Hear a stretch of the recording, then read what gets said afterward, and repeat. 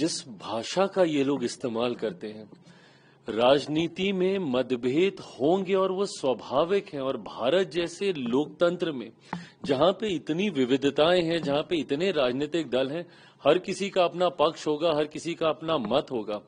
पर अगर मतभेद की परिभाषा शब्दों की मर्यादा को गिराना है तो ये कतई भारत जैसे लोकतंत्र के लिए उचित नहीं है और मैं कतई इसको स्वीकार नहीं करता हूं। मैंने हमेशा कहा है कि राजनीति में भाषा की मर्यादा का पालन करना होगा और भारतीय भाषाओं की खूबसूरती है भैया।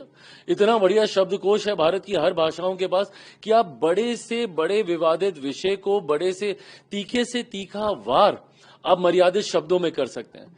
पर इस तरीके से गाली गलौज करना, वो भी देश के प्रधानमंत्री के लिए, ये कतई कोई स्वीकार नहीं कर सकता है।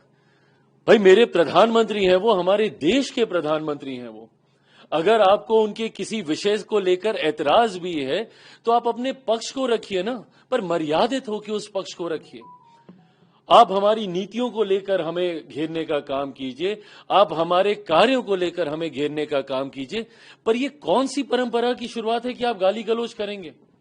इसको कतई कहीं नहीं स्वीकार किया जा सकता। स्वदेशी बोल रहे हैं आज, हमारा मैन्युफैक्चरिंग सेक्टर को जो तबाह कर चुके हैं पिछले 11 साल में, वो अब स्वदेशी की सलाह दे रहे हैं।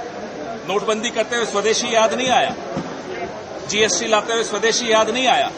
जो आपकी नीतियां हैं 2-3 उद्योगपतियों को फायदा पहुंचाने की और एमएसएमई सेक्टर को तबाह करने की, तब स्वदेशी याद नहीं आता। 4 महीने पहले कहते हैं कि छोटी आंख वाले गणेश जी, अब कह रहे हैं चीन के साथ मिलकर व्यापार करेंगे। क्या हो रहा है? ये मजाक बना रखा है देश का ये सरकार। सर, बीजेपी जोरदार हमला कर रही है कि जाले में कांग्रेस के मंच से नरेंद्र मोदी की माता जी के लिए अब्यूजिंग लैंग्वेज ये सब ध्यान भटकाने की बातें हैं। ना हमारी परंपरा है इस तरह की, ना हम कोई ऐसी बात करते हैं। लेकिन बीजेपी को देखिए, क्योंकि सवाल इतने तीखे हैं, जवाब दे नहीं पा रहे, इसलिए इस तरह के अनर्गल मुद्दों को उठा रहे हैं, जो कि हमारे यहाँ से हो ही नहीं सकता। वो तो कह रहे हैं नरेंद्र मोदी गंगा जल की तरह पवित्र है, आप लोग उन्हें अपमानित करने की कोशिश। क्लीन गंगा प्रोजेक्ट में तो बहुत करोड़ खर्च हुआ, अभी तक नहीं हुई।